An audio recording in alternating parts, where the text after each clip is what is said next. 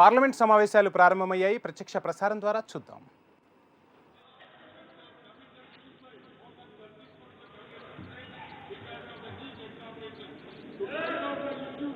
Please take your seat. माननीय सदस्यगण, corona virus से उत्पन्न वैश्विक महामारी का यह तीसरा वर्ष है। इस दौरान हमने भारत के लोगों की लोकतांत्रिक मूल्यों में अगाध आस्था, अनुशासन और कर्तव्यपरायणता को और मजबूत होते देखा है। आज जब भारत अपनी आज़ादी के 75 वर्ष पर अमृत महोत्सव मना रहा है, तब प्रत्येक भारतवासी की यह संकल्प शक्ति भारत के उज्जवल भविष्य के लिए असीम विश्वास पैदा करती है। इसी विश्वास के साथ मैं संसद भवन के इस ऐतिहासिक सेंट्रल हॉल से प्रत्येक भारतवासी का अभिनंदन करता हूं। मैं आज संसद के इस समवेत सत्र में देश के उन लाखों स्वाधीनता सेनानियों को नमन करता हूं जिन्होंने अपने कर्तव्यों को सर्वोच्च प्राथमिकता दी और भारत को उसके अधिकार दिलाए। आज़ादी के इन 75 वर्षों में देश की विकास यात्रा में अपना योगदान देने वाले सभी महानुभावों का भी मैं श्रद्धापूर्वक स्मरण करता हूँ। अमृत महोत्सव के इस कालखंड में देश की महान विभूतियों से जुड़े विशेष अवसर भी सभी देशवासियों को प्रेरणा दे रहे हैं। गुरु तेग बहादुर जी का 400वां प्रकाश वर्ष पर्व, श्री अरविंदो की 150वीं जन्म जयंती, V.O. चिदम्बरम पिल्लई का 150वां जन्म वर्ष और नेताजी सुभाष चंद्र बोस की 125वीं जन्म जयंती जैसे पुण्य अवसरों को मेरी सरकार पूरी भव्यता के साथ मना रही है। सरकार ने इस वर्ष से गणतंत्र दिवस समारोह को नेताजी की जयंती पर 23 जनवरी से ही मनाने की शुरुआत की है। मेरी सरकार मानती है कि अतीत को याद रखना तथा उससे सीख लेना देश के सुरक्षित भविष्य के लिए बहुत ही जरूरी है। साहिबजादों के बलिदान की स्मृति में 26 दिसंबर को वीर बाल दिवस की घोषणा एवं 14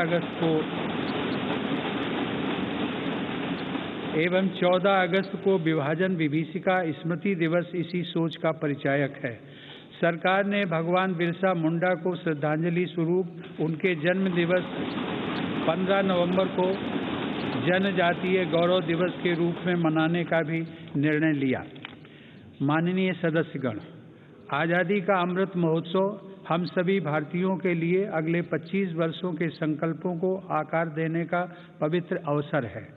मेरी सरकार सबका साथ, सबका विकास, सबका विश्वास और सबका प्रयास के मंत्र पर चलते हुए अगले 25 वर्षों के लिए मजबूत बुनियाद पर तेजी से काम कर रही है। इस बुनियाद का सबसे महत्वपूर्ण संकल्प एक सर्वसमावेशी, सर्वहितकारी, सशक्त भारत का निर्माण और देश की आत्मनिर्भरता है। कोरोना के इस कठिन समय की चुनौतियों ने देशवासियों को अपने लक्ष्यों को जल्द से जल्द प्राप्त करने के लिए प्रेरित किया है। माननीय सदस्यगण, कोरोना महामारी ने पूरी दुनिया को प्रभावित किया है और भारत में भी हमारे बहुत से अपनों को हमसे छीना है। इन परिस्थितियों में केंद्र से लेकर राज्यों तक हमारी सभी सरकारों, स्थानीय शासन और प्रशासन, हमारे डॉक्टर्स, नर्सेज और हेल्थ वर्कर्स, हमारे वैज्ञानिकों और उद्यमियों सभी ने एक टीम के रूप में काम किया है। सरकार और नागरिकों के बीच यह परस्पर विश्वास, समन्वय और सहयोग लोकतंत्र की ताकत का अभूतपूर्व उदाहरण है। इसके लिए मैं देश के प्रत्येक हेल्थ और फ्रंट लाइन वर्कर का, हर देशवासी का अभिनंदन करता हूं। कोविड-19 के खिलाफ इस लड़ाई में भारत के सामर्थ्य का प्रमाण कोविड वैक्सीनेशन प्रोग्राम में नजर आया है। हमने 1 साल से भी कम समय में 150 करोड़ से भी ज़्यादा वैक्सीन डोज लगाने का रिकॉर्ड पार किया है। आज हम पूरी दुनिया में सबसे ज़्यादा वैक्सीन डोज देने वाले अग्रणी देशों में से एक हैं। इस अभियान की सफलता ने देश को एक ऐसा रक्षा कवच दिया है जिससे हमारे नागरिकों की सुरक्षा भी बढ़ी है और उनका मनोबल भी बढ़ा है। आज देश में 90% से अधिक वयस्क नागरिकों को टीके की 1 डोज मिल चुकी है, जबकि 70% से अधिक लोग दोनों डोज ले चुके हैं। हर घर दस्तक अभियान के माध्यम से सरकार बाकी लोगों तक भी पहुंच रही है। इसी माह वैक्सीनेशन प्रोग्राम में 15 से 18 वर्ष तक के किशोर किशोरियों को भी शामिल किया गया है। साथ ही फ्रंटलाइन वर्कर्स और बीमारियों से ग्रस्त वरिष्ठ नागरिकों के लिए प्रिकॉशनरी डोज की भी शुरुआत की गई है। अब तक देश में कुल 8 वैक्सीन्स को इमरजेंसी यूज के लिए स्वीकृति मिल चुकी है। भारत में बन रही 3 वैक्सीन्स को विश्व स्वास्थ्य संगठन की तरफ से आपात स्थिति में उपयोग की मंजूरी भी मिली है। भारत में बन रही ये वैक्सीन्स पूरी दुनिया को महामारी से मुक्त कराने और करोड़ों लोगों का जीवन बचाने में अहम भूमिका निभा रही है। माननीय सदस्यगण, कोरोना महामारी से निपटने के लिए हमारे देश के प्रयास केवल तात्कालिक चुनौतियों तक सीमित नहीं हैं। इसीलिए मेरी सरकार ऐसे दूरदर्शी समाधान तैयार कर रही है जो भविष्य के लिए भी प्रभावी और उपयोगी रहें। सरकार द्वारा 64,000 करोड़ रुपए की लागत से शुरू किया गया प्रधानमंत्री Ayushman Bharat health infrastructure mission इसका एक सराहनीय उदाहरण है। इससे न केवल वर्तमान की स्वास्थ्य संबंधी जरूरतों को पूरा करने में मदद मिलेगी, बल्कि आने वाले संकटों के लिए भी देश को तैयार किया जा सकेगा। मेरी सरकार की संवेदनशील नीतियों के कारण देश में अब स्वास्थ्य सेवाएं जन साधारण तक आसानी से पहुंच रही हैं। 80,000 से अधिक हेल्थ एंड वेलनेस सेंटर्स और करोड़ों की संख्या में जारी आयुष्मान भारत कार्ड से गरीबों को इलाज में बहुत मदद मिली है। सरकार ने 8,000 से अधिक जन औषधि केंद्रों के माध्यम से कम कीमत पर दवाइयां उपलब्ध कराकर इलाज पर होने वाले खर्च को कम किया है। सुलभ और सुगम स्वास्थ्य सेवाओं के लिए उठाया गया आयुष्मान भारत डिजिटल मिशन भी एक बड़ा कदम है। माननीय सदस्यगण, कोरोना काल में भारतीय फार्मा सेक्टर ने भी अपनी श्रेष्ठता को साबित किया है। वर्तमान समय में भारतीय फार्मा कंपनियों के उत्पाद 180 से ज़्यादा देशों में पहुंच रहे हैं। लेकिन इस क्षेत्र में भारत के लिए संभावनाएं कहीं अधिक व्यापक हैं।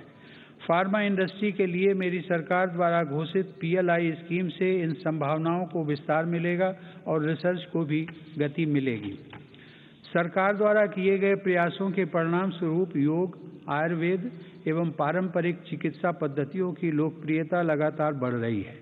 वर्ष 2014 में देश से 6,600 करोड़ रुपए के आयुष उत्पादों का निर्यात होता था, जो आज बढ़कर 11,000 करोड़ रुपए से अधिक हो गया है।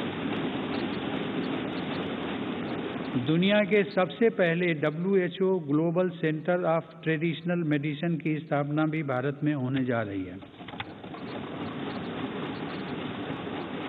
माननीय सदस्यगण, हमारे संविधान के मुख्य शिल्पी बाबा साहब डॉक्टर भीमराव अंबेडकर ने कहा था कि मेरा आदर्श एक ऐसा समाज होगा जो स्वाधीनता, समानता और भाईचारे पर आधारित हो।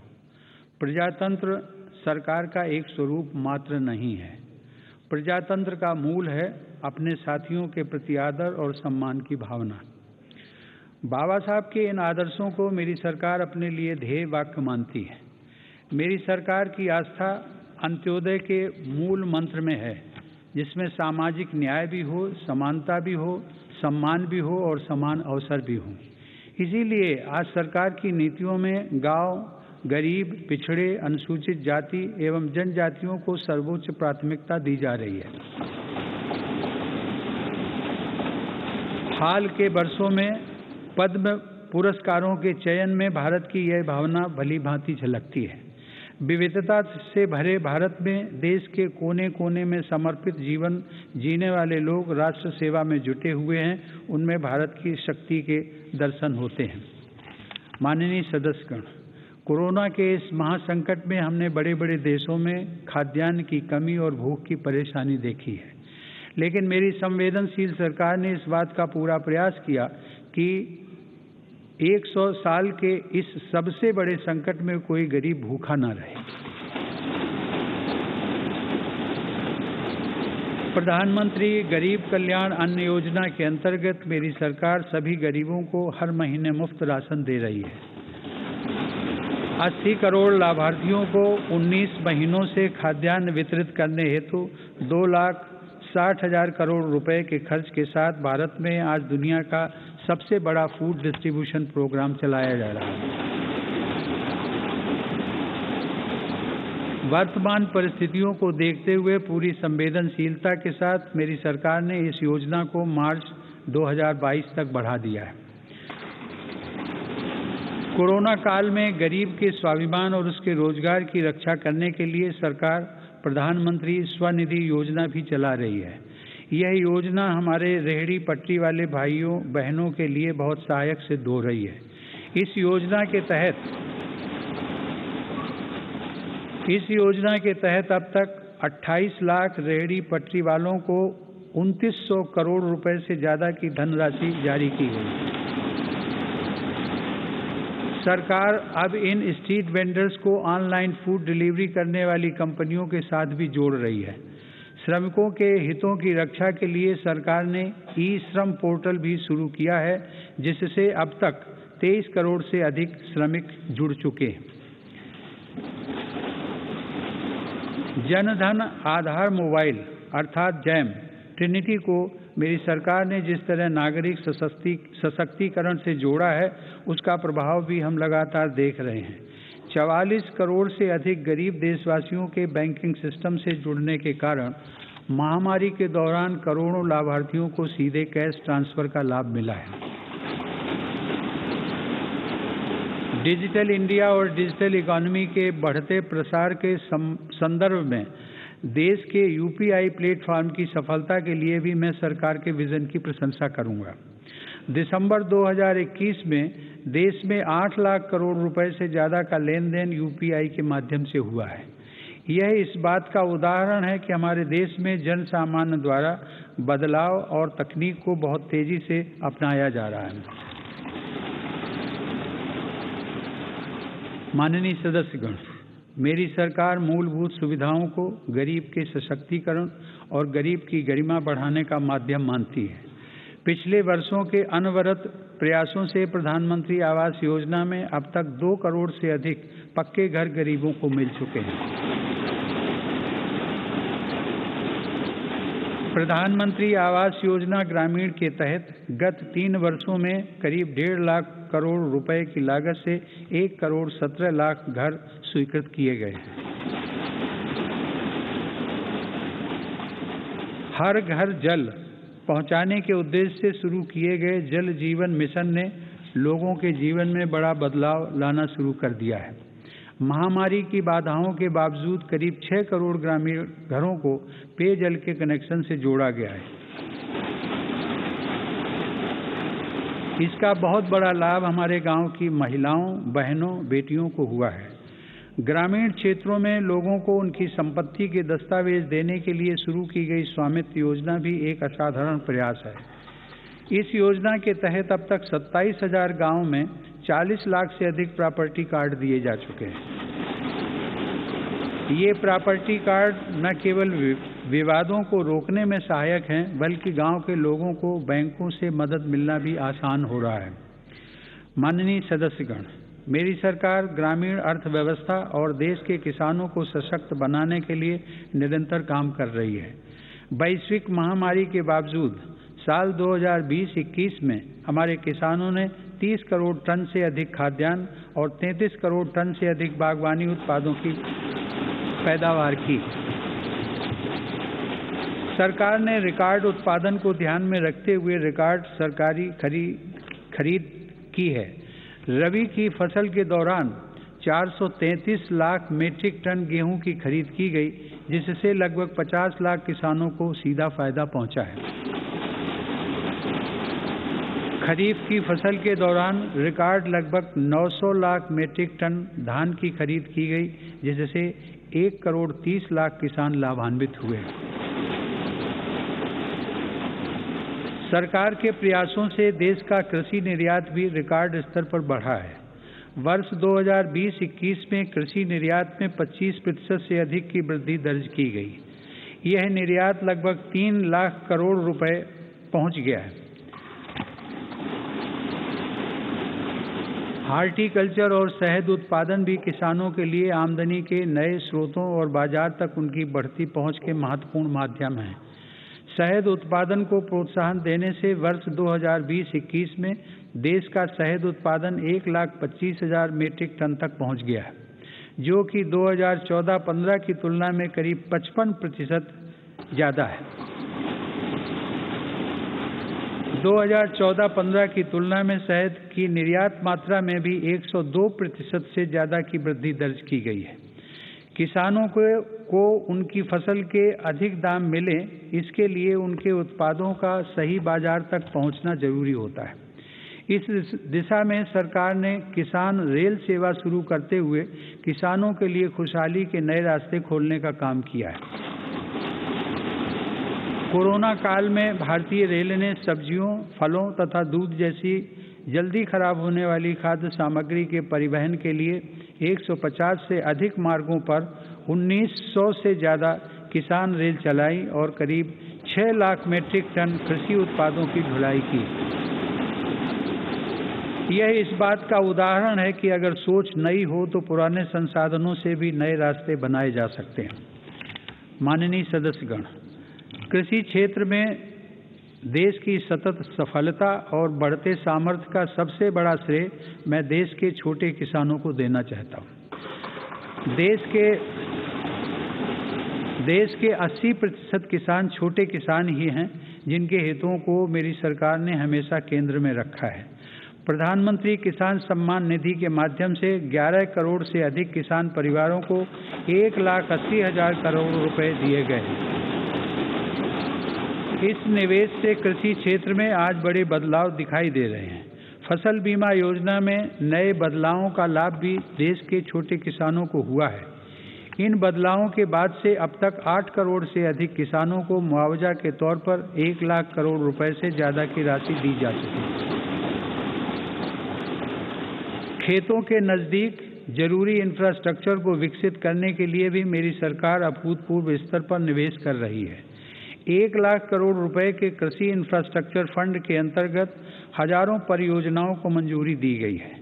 मेरी सरकार ने खाद्य तेल में आत्मनिर्भरता को ध्यान में रखते हुए 11,000 करोड़ रुपए की लागत से national mission on edible oil palm की शुरुआत भी की है। सरकार ऑर्गेनिक खेती, प्राकृतिक खेती और क्रॉप डाइवर्सिफिकेशन जैसे विशेष प्रयास भी कर रही है। यह आप सभी की जानकारी में है कि संयुक्त राष्ट्र ने वर्ष 2023 को इंटरनेशनल ईयर ऑफ मिलेट्स के रूप में घोषित किया है। मेरी सरकार इंटरनेशनल ईयर ऑफ मिलेट्स को देश के किसानों, self help groups, FPOs, food industry और जन सामान्य के साथ मिलकर व्यापक स्तर पर मनाएगी। मेरी सरकार वर्षा जल संरक्षण के लिए भी गंभीरता से काम कर रही है। देश में रेन वाटर हार्वेस्टिंग इंफ्रास्ट्रक्चर के निर्माण और पारंपरिक जल स्रोतों के जीर्णोद्धार के लिए विशेष अभियान चलाए जा रहे हैं। प्रधानमंत्री कृषि सिंचाई योजना के तहत विभिन्न परियोजनाओं और अटल भू जल योजना की मदद से देश में 64 लाख हेक्टेयर सिंचाई क्षमता विकसित की गई है। नदियों को आपस में जोड़ने की योजनाओं पर भी सरकार ने काम आगे बढ़ाया है। हाल ही में 45,000 करोड़ रुपए की लागत से पूरी होने वाली केन बेतवा लिंक परियोजना को भी स्वीकृति दी गई है। यह परियोजना बुंदेलखंड में पानी की चुनौतियों को समाप्त करने में सहायक होगी। माननीय सदस्यगण, ग्रामीण अर्थव्यवस्था को गति देने में महिलाओं की भूमिका अधिक विस्तृत होती जा रही है। 2021-22 में 28 लाख सेल्फ हेल्प ग्रुप्स को बैंकों की तरफ से 65,000 करोड़ रुपए की मदद दी गई है। यह राशि 2014-15 की तुलना में 4 गुना अधिक है। सरकार ने हजारों महिला सेल्फ हेल्प ग्रुप्स के सदस्यों को ट्रेनिंग देकर उन्हें बैंकिंग सखी के रूप में भागीदार भी बनाया है। ये महिलाएं ग्रामीण क्षेत्रों में बैंकिंग सेवाओं को घर घर तक पहुंचाने का माध्यम बन रही हैं। महिला सशक्तिकरण मेरी सरकार की उच्च प्राथमिकताओं में से एक है। उज्ज्वला योजना की सफलता के हम सभी साक्षी हैं। मुद्रा योजना के माध्यम से हमारे देश की माताओं बहनों की उद्यमिता और कौशल को बढ़ावा मिला है। बेटी बचाओ बेटी पढ़ाओ पहल से अनेक सकारात्मक परिणाम सामने आए हैं और स्कूलों में प्रवेश लेने वाली बेटियों की संख्या में उत्साहजनक वृद्धि हुई है। बेटे बेटी को समानता का दर्जा देते हुए मेरी सरकार ने महिलाओं के विवाह के लिए न्यूनतम आय को 18 वर्ष से बढ़ाकर पुरुषों के समान 21 वर्ष करने का विधेयक भी संसद में प्रस्तुत किया है। सरकार ने 3 तलाक को कानूनन अपराध घोषित कर समाज को इस कुप्रथा से मुक्त करने की शुरुआत की है। मुस्लिम महिलाओं पर केवल मेहरम के साथ ही हज यात्रा करने जैसे प्रतिबंधों को भी हटाया गया है। वर्ष 2014 से पूर्व अल्पसंख्यक वर्ग के लगभग 3 करोड़ विद्यार्थियों को छात्रवृत्तियां दी गई थी, जबकि मेरी सरकार ने वर्ष 2014 से अब तक ऐसे 4.5 करोड़ से अधिक विद्यार्थियों को छात्रवृत्तियां प्रदान की। इससे मुस्लिम बालिकाओं के स्कूल छोड़ने की दर में महत्वपूर्ण कमी दर्ज की गई है तथा उनके प्रवेश में वृद्धि देखी गई है। देश की बेटियों में सीखने की क्षमता को बढ़ावा देने के लिए राष्ट्रीय शिक्षा नीति में जेंडर इंक्लूजन फंड का भी प्रावधान किया गया है। यह हर्ष की बात है कि मौजूदा सभी 33 सैनिक स्कूलों ने बालिकाओं को प्रवेश देना शुरू कर दिया है। सरकार ने राष्ट्रीय रक्षा अकादमी में भी महिला कैडेट्स के प्रवेश को मंजूरी दी है। महिला कैडेट्स का पहला बैच एनडीए में जून 2022 में प्रवेश करेगा।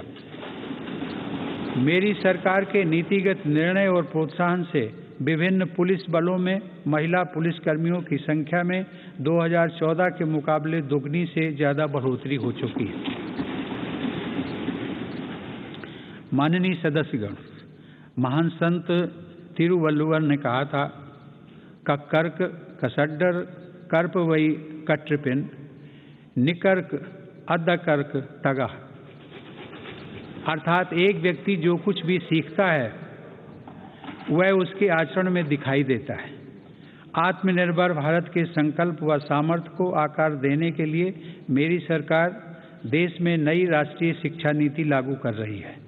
राष्ट्रीय शिक्षा नीति के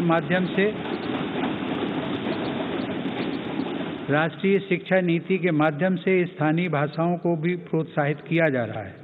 स्नातक पाठ्यक्रमों की महत्वपूर्ण प्रवेश परीक्षाएं भारतीय भाषाओं में भी संचालित करने पर जोर दिया जा रहा है।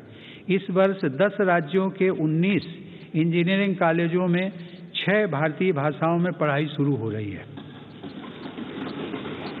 स्किल इंडिया मिशन के तहत ITI, जन शिक्षण संस्थान और प्रधानमंत्री कौशल केंद्रों के जरिए पूरे देश में 2.25 करोड़ से अधिक युवाओं का कौशल विकास हुआ है।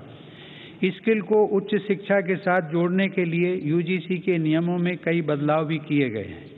कोरोना से लड़ाई के लिए स्किल इंडिया मिशन के तहत हेल्थ केयर से जुड़े 6 विशेष प्रशिक्षण कार्यक्रम शुरू किए गए। इनसे हेल्थ केयर सेक्टर को मदद मिल रही है। सरकार द्वारा जनजातीय युवाओं की शिक्षा के लिए हर आदिवासी बहुल ब्लॉक तथा एकलव्य आवासीय मॉडल स्कूल के विस्तार का काम किया जा रहा है। ये स्कूल लगभग 3.5 लाख जनजातीय युवाओं को सशक्त बनाएंगे। माननीय सदस्यगण, टोक्यो ओलंपिक के दौरान हम सभी ने भारत की युवा शक्ति की क्षमताओं को देखा है। इस अंतर्राष्ट्रीय प्रतिस्पर्धा में अब तक का बेहतरीन प्रदर्शन करते हुए भारत ने 7 मेडल जीते। टोक्यो पैरा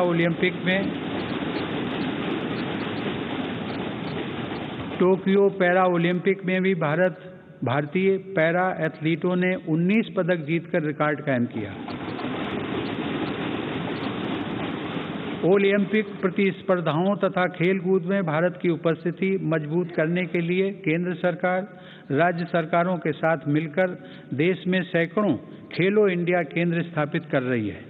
पैरा स्पोर्ट्स में दिव्यांग युवाओं को ट्रेनिंग देने के लिए सरकार ने ग्वालियर में आधुनिक सुविधाओं से युक्त सेंटर फॉर डिसेबिलिटी स्पोर्ट्स की स्थापना भी की है। माननीय सदस्यगण, दिव्यांगजनों के लिए सुगमता, समानता और सम्मानपूर्ण जीवन के अवसर प्रदान करना एक समाज के रूप में हमारी सामूहिक जिम्मेदारी है। इस दिशा में आज सुगम्य भारत अभियान हमारी राष्ट्रीय संवेदना का परिचय दे रहा है। दिव्यांगजनों का जीवन बदलने के लिए देश में निःशुल्क सहायक उपकरणों से लेकर कॉकलियर इम्प्लांट सर्जरी जैसे प्रोग्राम चलाए जा रहे हैं। इन कार्यक्रमों के अंतर्गत अब तक 25 लाख से अधिक दिव्यांग व्यक्तियों को सहायता उपकरण उपलब्ध करवाए गए और करीब 4000 सफल कॉकलियर इम्प्लांट किए गए। इन्हीं प्रयासों को आगे बढ़ाते हुए सरकार ने मध्य प्रदेश में national institute of mental health rehabilitation की स्थापना भी की है। दिव्यांग युवाओं के भविष्य के लिए 10,000 शब्दों की इंडियन साइन लैंग्वेज डिक्शनरी भी बनाई गई है। माननीय सदस्यगण, हमारा स्टार्टअप इकोसिस्टम हमारे युवाओं के नेतृत्व में तेजी से आकार ले रही अनंत नई संभावनाओं का उदाहरण है। वर्ष 2016 से हमारे देश में 56 अलग अलग सेक्टर्स में 60,000 नए स्टार्टअप्स बने हैं। इन स्टार्टअप्स के जरिए 6 लाख से अधिक रोजगारों का सृजन हुआ है। वर्ष 2021 में कोरोना काल में भारत में 40 से अधिक यूनिकॉर्न स्टार्टअप अस्तित्व में आए, जिनमें से प्रत्येक का मूल्य 7,400 करोड़ रुपए से अधिक आंका गया है। मेरी सरकार की नीतियों की वजह से आज भारत उन देशों में है जहां इंटरनेट की कीमत सबसे कम है तथा स्मार्टफोन की कीमत भी सबसे कम है। इसका बहुत बड़ा लाभ भारत की नौजवान पीढ़ी को मिल रहा है। भारत 5G मोबाइल कनेक्टिविटी पर भी तेजी से काम कर रहा है, जिससे अनेक नई संभावनाओं के द्वार खुलेंगे। सेमीकंडक्टर को लेकर भारत के प्रयासों का बहुत बड़ा लाभ हमारे स्टार्टअप इकोसिस्टम को होगा। भारत के युवाओं को तेजी से बदलती टेक्नोलॉजी का लाभ मिले, इसके लिए भी सरकार ने अनेक नीतिगत निर्णय लिए हैं। कई नए सेक्टरों में प्रवेश के द्वार खोले। सरकार ने startups intellectual property protection program के माध्यम से पेटेंट और ट्रेडमार्क से जुड़ी प्रक्रियाओं को आसान बनाया है, उन्हें नई गति दी है। इसी का परिणाम है कि इस वित्त वर्ष में पेटेंट के लिए लगभग 6,000 और ट्रेडमार्क के लिए 20,000 से ज़्यादा आवेदन किए गए। माननीय सदस्यगण, मेरी सरकार के निरंतर प्रयासों से भारत एक बार फिर विश्व की सर्वाधिक तेजी से विकसित हो रही अर्थव्यवस्थाओं में से एक बन गया है।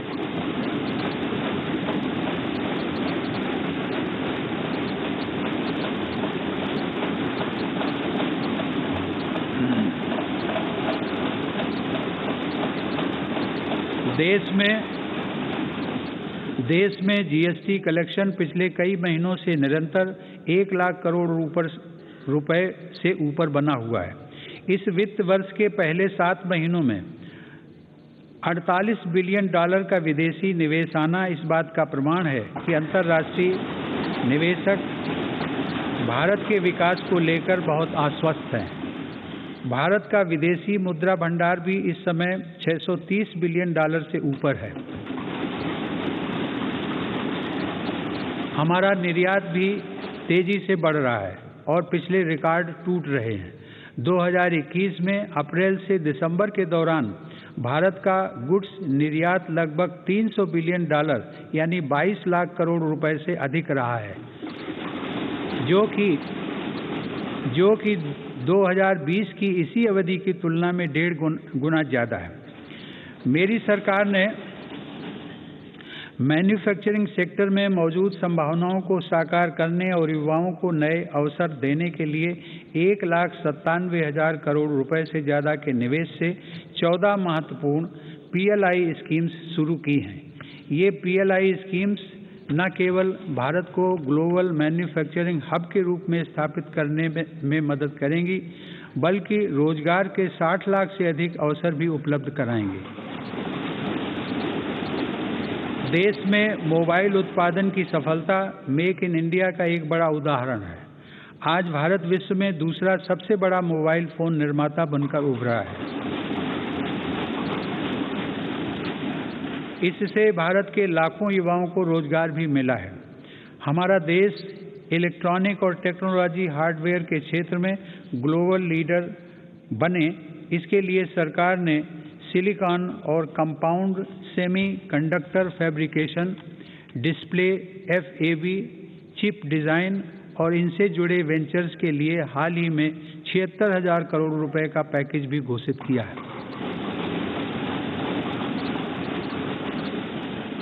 मेरी सरकार नए क्षेत्रों के साथ साथ उन पारंपरिक क्षेत्रों में भी देश की स्थिति को पुनः मजबूत बना रही है जिनमें हमारे पास सैकड़ों वर्षों का अनुभव है। इसी दिशा में मेरी सरकार द्वारा वस्त्र उद्योग के विकास के लिए करीब 4,500 करोड़ रुपए के निवेश से 7 मेगा इंटीग्रेटेड टेक्सटाइल रीजन और अपैरल पार्क बनाए जा रहे हैं। इससे देश में इंटीग्रेटेड टेक्सटाइल वैल्यू चेन तैयार होगी। ये मेगा टेक्सटाइल पार्क्स भारतीय तथा विदेशी निवेशकों को भी आकर्षित करेंगे और रोजगार के लाखों नए अवसर पैदा करेंगे। माननीय सदस्यगण, भारत की समृद्धि में बड़े उद्योगों के साथ सूक्ष्म एवं लघु उद्योगों की भूमिका बहुत महत्वपूर्ण है। हमारे MSMEs हमारी अर्थव्यवस्था का मेरुदंड रहे हैं और आत्मनिर्भर भारत को गति प्रदान करते रहे। कोरोना काल में MSMEs को संकट से बचाने और जरूरी क्रेडिट उपलब्ध कराने के लिए सरकार ने 3 लाख करोड़ रुपए के कोलेटरल फ्री लोन्स की व्यवस्था की। हाल के अध्ययनों से ये स्पष्ट हुआ है कि इस योजना की सहायता से 13.5 लाख MSME यूनिट्स को जीवन दान दिया गया और 1.5 करोड़ रोजगार भी सुरक्षित किए गए। जून 2021 में सरकार 3 लाख करोड़ रुपए की इस गारंटी को बढ़ाकर 4.5 लाख करोड़ रुपए कर चुकी है। MSME सेक्टर को विस्तार प्रदान करने तथा इस सेक्टर के लिए अवसर बढ़ाने हेतु कई नीतिगत फैसले भी लिए गए हैं। MSMEs की नई परिभाषा से छोटे उद्योगों को आगे बढ़ाने में मदद मिल रही है। सरकार ने थोक और खुदरा व्यापारियों व स्ट्रीट वेंडर्स को उद्यम पोर्टल पर रजिस्टर करने की अनुमति भी दी है ताकि उन्हें प्रायोरिटी सेक्टर लेंडिंग का लाभ मिल सके। मैं खादी की सफलता का भी विशेष उल्लेख करूंगा। आज़ादी की लड़ाई में बापू के नेतृत्व में देश की चेतना का प्रतीक रही खादी एक बार फिर छोटे उद्यमियों का संबल बन रही है। सरकार के प्रयासों से 2014 की तुलना में देश में खादी की बिक्री 3 गुना बढ़ी है।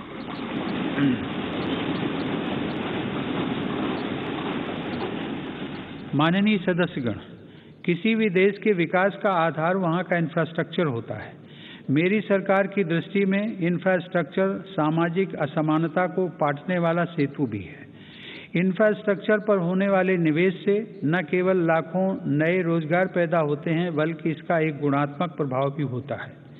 इससे व्यापार करना सुगम होता है, परिवहन की गति बढ़ती है और हर सेक्टर में आर्थिक गतिविधियों में वृद्धि होती है। मेरी सरकार ने इंफ्रास्ट्रक्चर विकास के कार्यों को और अधिक गति प्रदान करने के लिए अलग अलग मंत्रालयों के कामकाज को प्रधानमंत्री गति शक्ति राष्ट्रीय मास्टर प्लान के रूप में एक साथ जोड़ा है।